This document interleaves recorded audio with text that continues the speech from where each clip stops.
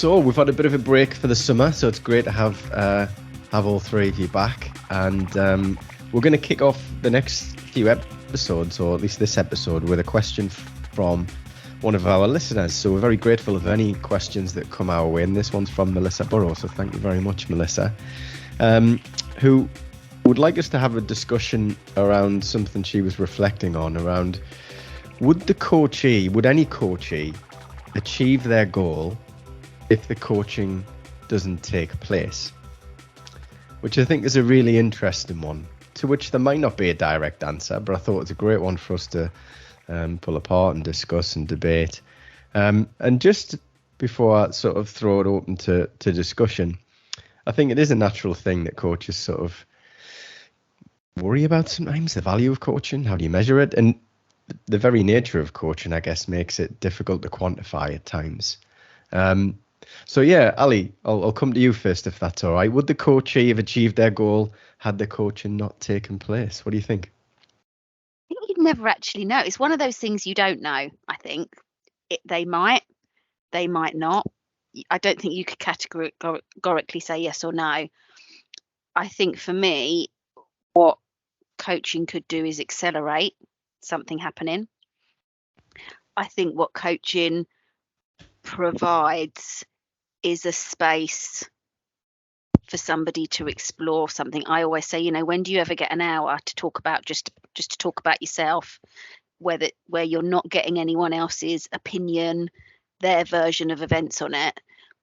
So I think you may take the opportunity to explore a topic. If you weren't going to coaching, think about it yourself. You might have a chat with people, but again, you're going to get their opinions, insights, judgments.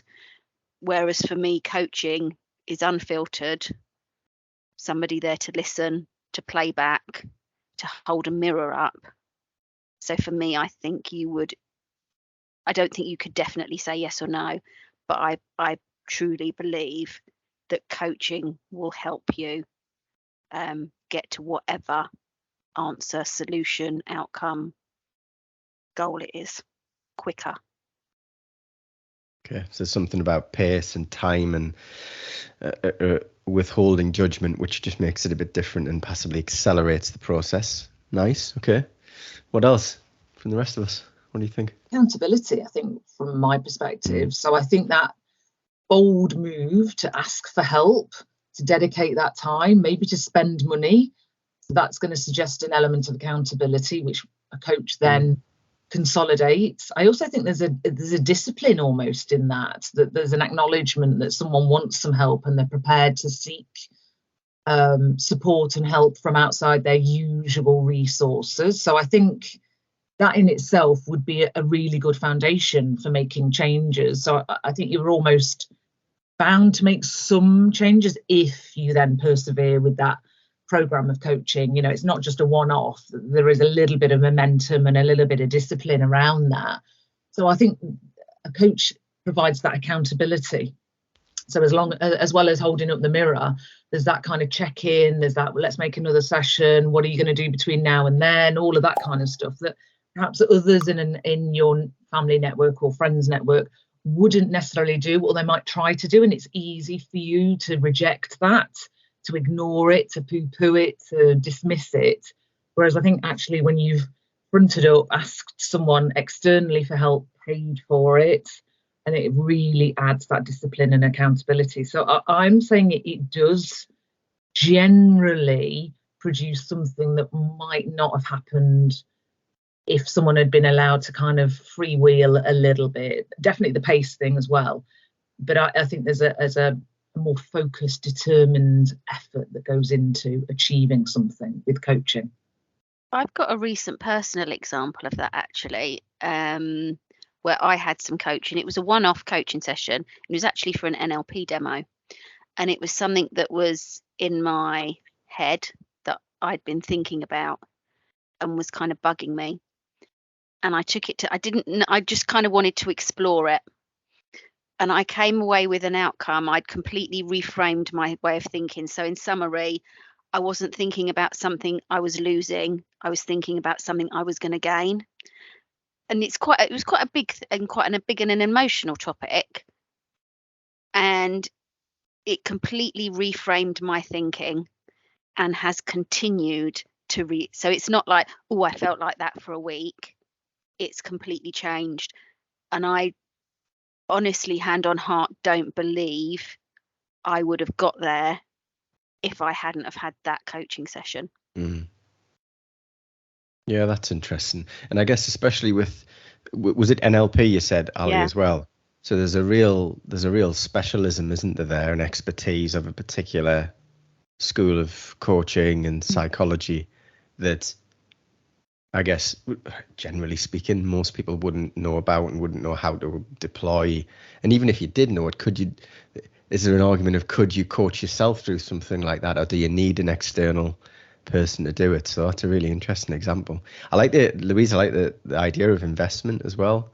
And even if it is paid investment, or even just an investment in time, just the fact that you've gone to those lengths to say, commit to something, makes it different from it just being a navel gazing type of activity, or a fleeting thought when you got 5 minutes in your diary or whatever it is. Yeah, interesting. Lou, what do you think?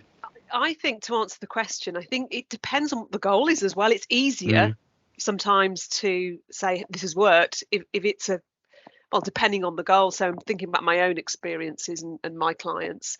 It was obvious whether they got where they wanted to go or didn't get where they wanted to go.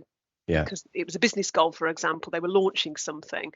So I think the goal, it depends on the goal, as well. But I think, I just echo. I think accelerates for sure, and it sort of stops that procrastination, doesn't it? Because we are a nation of procrastinators. We love to procrastinate, especially when it's out of our comfort zone. We like to be comfortable, so it just pushes people, doesn't it? In my experience anyway, having been coached myself, and of course being a coach. So for me, I think the big thing is acceleration and accountability. When you've got a session with your coach, you're going to get your bum into gear. And if you're paying for coaching, you've made that decision, you're investing in yourself, it's pushing you forward. So for me, the answer is yes. Quite succinctly. I think there's also that. Oh, sorry, Ali, go on. I think there's also something, we've all observed coaching sessions as well, and whether it's current or past roles, we've observed people coaching, and we will have got feedback ourselves from our own coachees, but we've heard coaches in those observed sessions saying, it's made me think differently about that. I would never have thought of that before. It's given me new options I've never considered, or sometimes it's reaffirmed something they didn't realize they know. So you kind of get that instant feedback of like what shifted, and that's just in one session. So I think, I think sometimes we can forget when you see what your clients go away with, or when you hear what your clients go away with, the power of coaching. But I guess going back to what Stephen said at the beginning, it's that kind of bit about, am I making, as a coach, am I making a difference? Is it? Yeah. This has just reminded me of a private client that I'm working with currently, and she's had a few rounds, so booking in blocks of 6 sessions. She's had a couple of rounds, and when we get to session 6 and you have that conversation about continuing, and she's got a really big goal, and as a coach you sort of think, well, has she moved forward enough? Is it working? And then of course, oh no, I can't stop, I need to carry on. So clearly there's value there, and she's, oh no, this is so helpful, I'm really feel like I'm making progress. And sometimes as the coach you're thinking, are you? Maybe that's your own perception of they're not moving forward as quick as maybe you would, etc. But interesting. Long-term, Bill, sorry, just to build on those two, go on. I think there's that long-term impact, because often you might have that question at the end, Lou, you just said, so she's had 6 sessions, she's moved forward, but gosh, is it enough? And we ask ourselves those questions. And then often, 3 months later, you'll get a little note or an email, or someone will offer you a LinkedIn recommendation or something and go, oh my God, it was so impactful. I wouldn't be doing this role now if I hadn't have had the coaching or whatever. So there's also that kind of delayed response and delayed kind of validation for us, but delayed kind of production and outcome of that goal for the coachee as well. So sometimes it feels like it's not enough, but then it is enough. All of a sudden it all comes together, doesn't it? I think I might have said this before. Sometimes you can go out of coaching and it's not necessarily something you do, but it's the way that you are. And I remember my coach tutor always said to me, we're human beings, not human doings. And how we be, I know that's not grammatically correct, but how we be and how we are sometimes has a greater impact. And it's perhaps something that other people don't see, but we know in ourselves that we feel differently about something, or our mindset is different. They're the things that don't necessarily sink in, but when a situation happens and you handle it in a different way than you've done it before, and it feels confident, it feels comfortable, it's like, okay, something shifted here. What's shifted? So it is sometimes that down the line that you kind of like, that was the seed that we sowed. We help create those new neural pathways, don't we? And I just don't. Can you do that on your own? Can you get those new, those new pathways firing? I mean, yeah, possibly. But yeah. I'm glad this has come up about, and I like the sort of metaphor of sowing the seed, because there's a great article, actually. I don't know if you've come across it before. I'll link to it. If you're watching this on YouTube, I'll put the link in the description, and equally if you're listening through the podcast, I'll try and put the link in the description there as well. An article by Erik DeHaan from Ashridge Business School called I Doubt, Therefore I Coach, I think is the correct title. Apologies if I've got that wrong. And it's basically summing up all of the sort of critical moments we have as coaches, basically the sort of questions we're posing now and what Melissa's posed. But being confident in the fact that without this one session, without these 6 sessions, whatever it is, maybe that thread would never have been pulled. Maybe the thought process might not have been started. And of course, it's gratifying, isn't it, as coaches, to see the success. But equally, you've got to be comfortable that you might not ever see the success. We might not be there to witness it.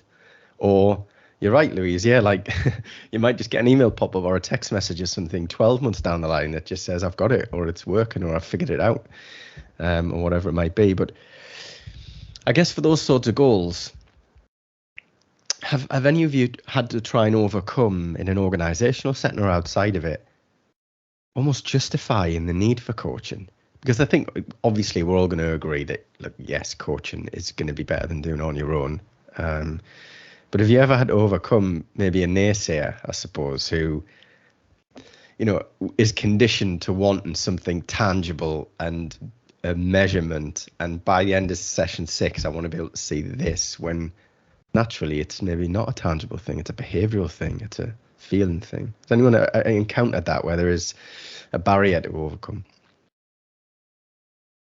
We've all probably had individuals that felt harder work, whether it be the commissioning client or whether it be the actual coachee themselves. Yeah. And particularly if they're coming, I think a lot of it speaks about, so if we're talking about organisational coaching or coaching within organisations, the culture that they're used to operating in, or they feel comfortable operating in, I think has a massive, massive impact. Yeah. So if you're talking about a really hierarchical, patriarchal kind of older, old-fashioned parent-child organizational culture, that can be really tough, because coaching's not about parent-child. Coaching is very much about adult to adult. It's very much about taking responsibility, knowing yourself, being really self-aware. And I think often that's more likely to produce barriers or more difficult, challenging coachees and more naysayers. I think that's not to say it can't be overcome, but that presents a slightly different challenge that needs a little bit of extra time or work, I think, and a fresh set of perspectives to work around. And let's not forget, some people aren't coachable. Some people, it's not the right intervention for them. Yeah. You've got to be ready. Some people are still, they might be in victim mentality and they're just not ready to take action. I also think there has to be a big enough pain in somebody's life, problem, in order for them to want to change. That's my experience as a coach, and I could tell on a discovery session whether someone's in enough pain for them to get off their bum and do something about it and get the support they need, etc. So I think there has to be a big enough pain whether it be coaching or any other intervention, in order for someone to move and do something, because we are procrastinators and we do like our comfort zone and whatnot. On the whole, in my private practice, by the time someone's ringing me, they're at that stage typically. But it might, of course, be different in an organisational setting where maybe they're told they need to do coaching, or that's a different ballgame, I think. And I guess the organisation that I worked for a long time, coaching was open to everybody, so it was voluntary. So it wasn't a you're told to do it. So people came to it because they wanted to come to it. Where I've sometimes found the naysayer is if is actually their line manager or the stakeholder. Yeah. I don't think this is going to make any difference. So their judgment of this person is already fixed, that this person doesn't have the capability to change or improve, or sometimes be the change that I want them to be. And that's somebody else's opinion, whereas coaching is about being the change that they want to be. So sometimes I've encountered that, where the stakeholder's been, I know they're having coaching, but I don't think it's going to make a difference. And that's not on a lot of occasions, but it's been on some occasions. And I guess that saddens me, because I kind of think, well, you don't see the value in coaching. And then I think maybe you need coaching. Perhaps you're the one that needs it more. But yeah, so I've encountered it in that way. But fortunately, as I said, I worked for an organisation for a long time that really promoted the value of coaching, and its senior leaders had coaching, and it was open to everybody in the business. So you didn't kind of have people coming because they had to be. You didn't have, which can happen, people get referred to coaching because they want you to fix a problem that a line manager doesn't want to fix. So they've come willingly. Sometimes they are a bit skeptical about whether it could help. But there's always been some form of movement, I would say. Yeah, absolutely. Sorry, go on, Louise. Just to add to Ali's point, I think it's really important about that kind of coaching, the way coaching is perceived across the organisation, and that voluntary kind of aspect to it. I think you're right. Yeah. If you feel done to in any aspect of your life, you're going to be resistant anyway. Whether externally you're giving the right impression, yes, I'm here, I'm willing to commit, blah blah blah. If there's that feeling of being done to, or it's seen as an intervention to fix someone, I think that's big, isn't it? So you're right. Whoever's commissioning it, what the organisational culture is, that also plays a part. That's in organisations, obviously. But even from someone as an individual, if they've never had coaching, they still might have that reservation that it's a remedy, it's a therapy. So there's that to overcome. So, and that's part of your discovery session or your chemistry session, isn't it? Yeah. Some people do want you, they come not clear on the roles and responsibilities. Yeah, I think you're going to fix it. But that's part of the contracting, isn't it? And part of that initial conversation. Yeah. And again, especially, excuse me, Ali, the example you gave around, the manager perhaps, having a fixed idea of the person's potential and stuff like that. Just the fact that they can have somebody else to talk to who does believe in their potential, because I think that is something that, in my opinion, all coaches need to do, have a bit of an unwavering belief. Otherwise, there's the temptation to fix and tell and all that sort of stuff and direct. Even that alone, just having somebody to believe and without judgment and all the rest of it can be quite powerful, can't it? It's interesting. All the things we've said have come. I just Googled some bits and pieces, just some blunt questions around does coaching work and things like that, just to see what would come up. And there was quite interesting range of things, as you can imagine. But I stumbled across an ICF article actually by Rachel Govender, I think that's how you pronounce it. And I've adapted it slightly in terms of my notes, but the justification, if you like, for why it works, or the bits that make it work, most of them we've said already, but she phrased it as the first most important thing is the sounding board, being listened to. And I totally agree with that, because let's look at the work context for a minute. I don't know what you think, but most conversations at work, team meetings, people aren't listening to each other. It's like a competition. to get your point across. And you could argue, even if you haven't got the most effective of managers, one-to-ones and stuff like that, it's transactional, isn't it? It's talking about doing stuff. So sounding board. Curiosity was the second thing she said. So free from judgment, somebody to just be curious and ask more. And I'm sort of, as I'm reading these, testing and thinking to myself, could you do this for yourself? And one, I don't think you can be your own sounding board. I think it's really difficult to question yourself. I'm not sure how that would really work. Challenge was the third one. So Lou, you mentioned sort of comfort. And we do like to be comfortable. It's a psychological need, isn't it, for comfort and stuff. So to have somebody, or you mentioned it as feeling the pain, introducing a bit of discomfort into a coaching conversation, which I know we've talked about before. So it's difficult to challenge yourself, I think, as well. I would probably go with that. But support, obviously, you've got to have both. It can't just be all challenge all the time. That would be downright aggressive, wouldn't it? You've got to have a balance of support. Again, that could be something that someone doesn't have in their life at all, work-wise, home-wise, any support. And then accountability, which is what you said before, I think, Louise. According to this article, having a partner, through research, shows having a partner in this goal increases the focus and the more likelihood of it to happen. And that is through research as well. So, yeah, I don't know what you think. Would you say those things could be done on your own, or do you need somebody else to be there to do it, to be the sounding board, to be curious, to challenge, to support, to make sure you're accountable? Not to challenge. And even a soundboard, you can mind map. I do that a lot, but it's just asking that lovely open question that opens a new door that you couldn't have opened yourself. So, yeah.